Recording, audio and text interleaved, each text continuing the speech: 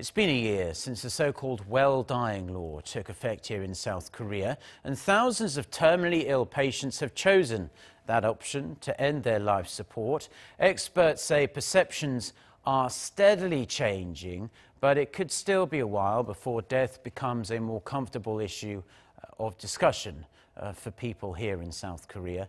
Soo-young reports. Allowing death with dignity is still a work in progress, a year after a landmark law was passed, allowing terminally ill patients to end or refuse life-sustaining treatments. Under the so-called well-dying law, life support ended for some 35,431 patients over the past year, while more than 100,000 people have signed advanced medical directives. The figures have been growing by the thousands every month.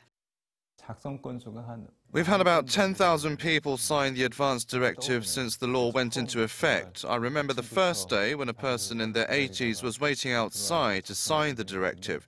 Since then, I've received people in their 20s, 40s, 60s, all age groups.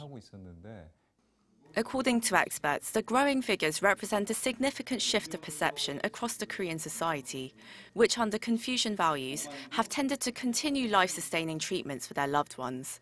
In a survey released last week, more than half the respondents, comprised of cancer patients and members of the public, were found to be in favour of ending life support in futile situations. Despite the changes accomplished so far, some obstacles still remain. A number of medical experts have said the approval standards are too high. In some countries, you can fill out and submit an advance directive online. But in Korea, an applicant must consult a counselor who confirms the patient's identity and intention. Initiating a life-sustaining treatment plan is also complicated, especially when the patient is unconscious.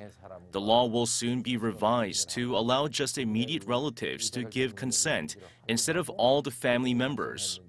But it's still an issue for people who have no relatives or have been estranged from them. Death is still a weighty topic to discuss and a weightier decision to make.